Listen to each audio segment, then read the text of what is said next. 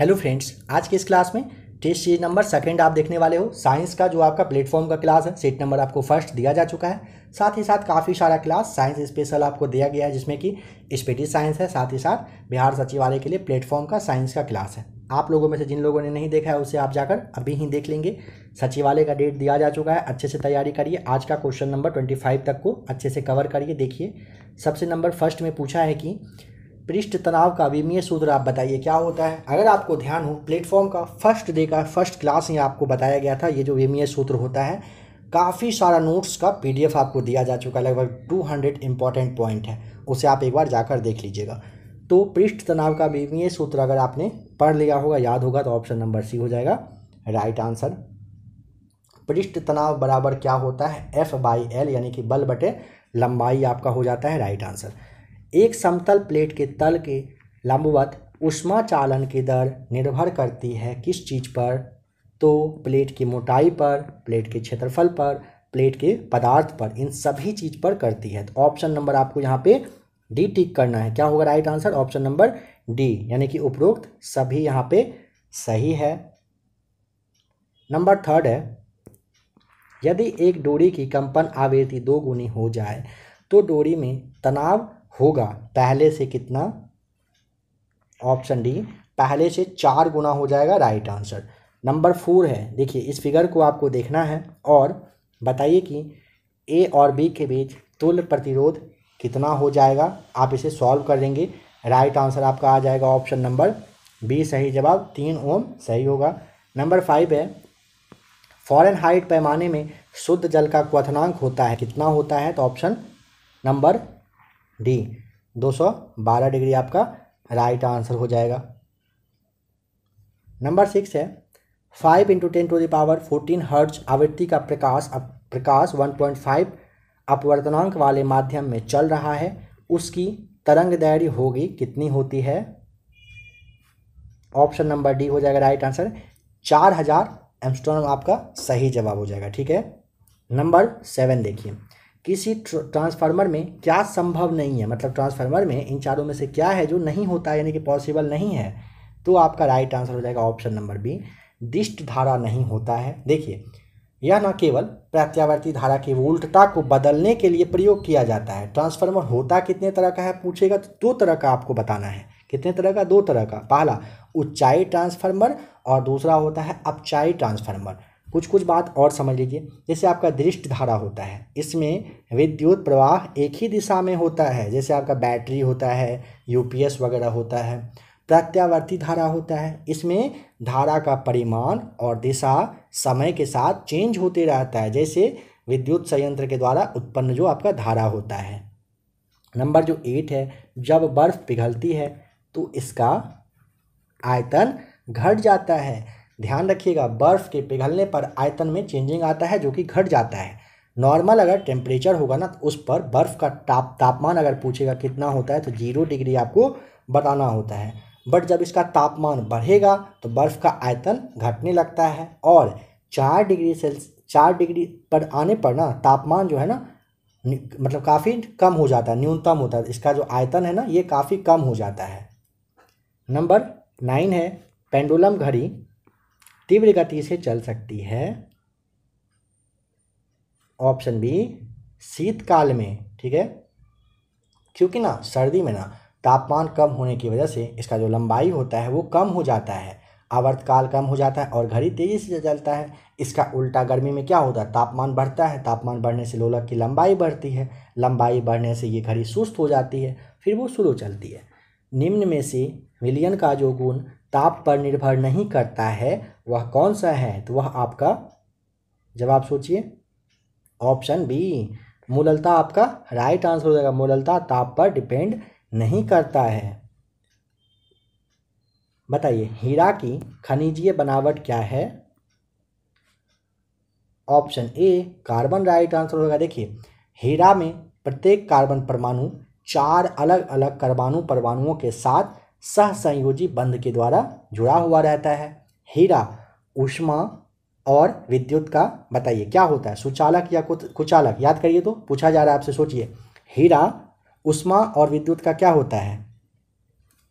अगर आप सुचालक सोचे तो आप बिल्कुल गलत हो, क्योंकि कुचालक होता है, ठीक है। हीरा ऊष्मा तथा विद्युत का कुचालक होता है। हीरा सबसे कठोर पदार्थ होता है। हीरा का अपेक्षित घनत्व आपके एग्जाम में पूछ लेगा, तो 3.51 बताना है। हीरा का अपवर्तनांक भी पूछा जाता है, तो 2.41 हीरा का अपवर्तनांक होता है।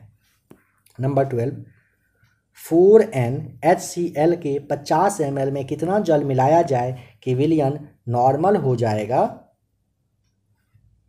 ऑप्शन बी 150 ml सही जवाब होगा। नंबर 13 पे चलते हैं।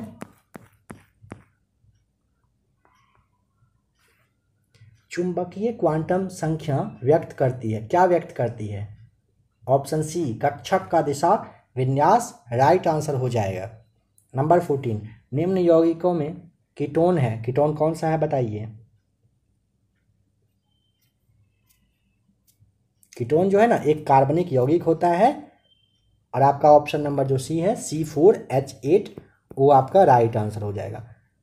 शरीर की वृद्धि व क्षतिग्रस्त कोशिकाओं और ऊतकों का जो सुधार है करने के लिए कार्य करता है, कौन कार्य करता है?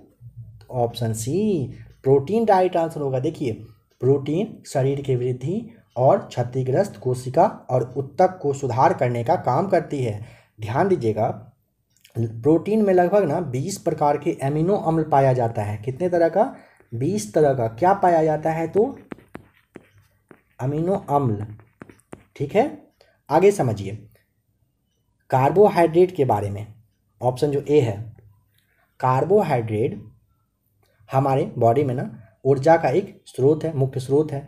यह देखिए 1 ग्राम कार्बोहाइड्रेट के ऑक्सीकरण से पूछेगा कितना कैलोरी ऊर्जा मिलता है। समझिए फिर से, पूछेगा 1 ग्राम कार्बोहाइड्रेट के ऑक्सीकरण से कितना कैलोरी ऊर्जा मिलता है?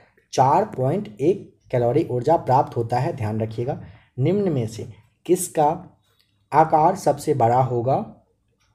ऑप्शन ए Na+, इसका आकार सबसे बड़ा होगा, ठीक है। चलिए बताइए निम्नलिखित में से कौन सा तत्व वर्ग 13 का, यहाँ पे बताना है कि वर्ग 13 का तत्व इनमें से कौन सा है? ऑप्शन ए आपका राइट आंसर हो जाएगा। इन का मतलब इंडियन होता है, इसका देखिए INDIUN होता है, ठीक है। आवर्त सारणी के 13 का तत्व है। देखिए आवर्त सारणी के बारे में ना एक बात समझिए, आवर्त सारणी में अगर आप लेफ्ट से राइट यानी कि बाएं से दाएं की ओर जाएंगे तो परमाणु का आकार पूछा जाता है बढ़ता है या घटता है। आवर्त सारणी में बाएं से दाएं जाने पर परमाणु का आकार घट जाता है, और आवर्त सारणी में ही ऊपर से अगर नीचे आप जाओगे तो परमाणु का आकार क्या होता है? बढ़ जाता है। बताइए नंबर 18 में 5 जगत वर्गीकरण निम्न में किसने दिया? ऑप्शन ए व्हिटकर के द्वारा दिया गया। 5 जगत का वर्गीकरण व्हिटकर ने दिया था, ठीक है। यानी कि 1969 ईस्वी में ना 1969 में व्हिटर के द्वारा सजीव को 5 जगत में बांटा गया था। कौन कौन सा जगत है? तो पहला मोनेरा, प्रोटिस्टा, प्लांटी, कवक, एनिमेलिना, इन सब में बांटा गया था। नंबर 19 है कोशिका में कितने प्रकार के RNA पाए जाते हैं? ऑप्शन बी 3 तरह के पाए जाते हैं RNA। नंबर 20 एक जीन एक एंजाइम सिद्धांत के प्रवर्तक हैं। ऑप्शन सी बीडल तथा टैडम आपका राइट आंसर हो जाएगा। देखिए एक जीन एक एंजाइम का सिद्धांत किसने दिया था? बीडल और टैडम ने दिया था, ठीक है। मार्गन आपका जो है ना ऑप्शन ए, इसके बारे में समझ लीजिए दिया हुआ है। तो मार्गन ने एक जीन और एक गुणसूत्र के बीच में जो रिलेशन है उसके बारे में बताने का काम किया था। मार्गन ने एक जीन और एक गुणसूत्र के बीच में बताने का काम किया था। DNA के जो मतलब रूप चित्र वगैरह है खोज है ये वाटसन और क्रिक के द्वारा किया गया था।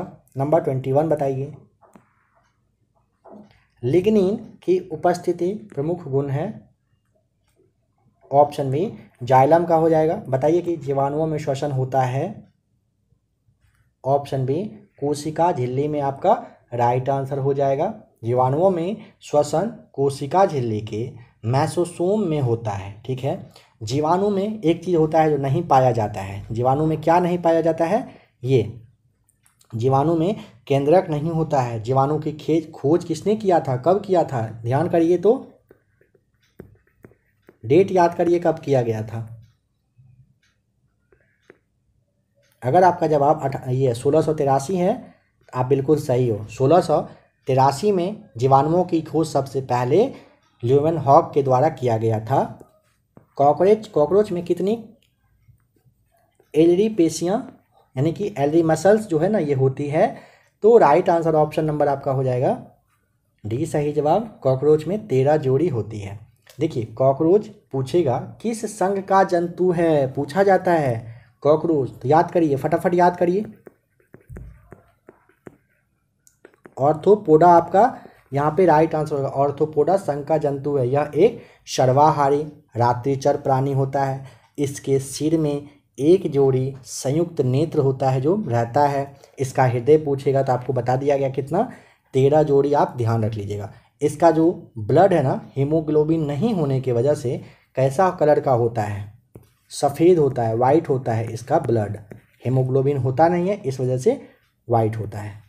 पेप्सिन होता है, ऑप्शन बी पेप्सिन एक आपका एंजाइम राइट आंसर हो जाएगा। हमारे जो बॉडी में ना प्रोटीन के पाचन का आरंभ पूछेगा कहाँ से होता है, जब आप पता होता आप बताइएगा। तो चलिए नंबर 25 देख लीजिए, आज का लास्ट क्वेश्चन है।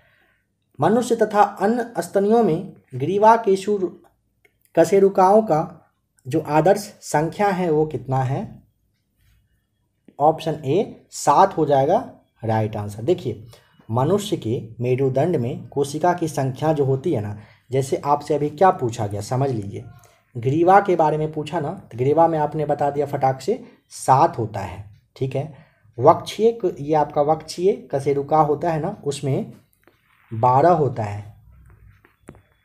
इसे आप देख लीजिए, क्या पता एग्जाम में पूछा, वक्षीय कशेरुका पूछेगा 12 होता है। अब आपके लिए एक सवाल है, जवाब पता हो कमेंट करके आप बता सकते हैं। गोबर गैस का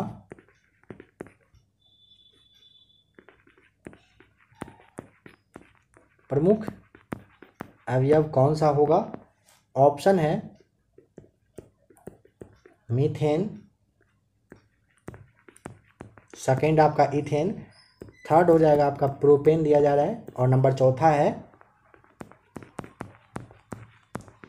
chlorine. Option A methane, B ethane, C propane, D chlorine. जवाब पता हो कमेंट करके आप बताइए। मिलते हैं बहुत ही जल्द एक और सचिवालय के क्लास के साथ।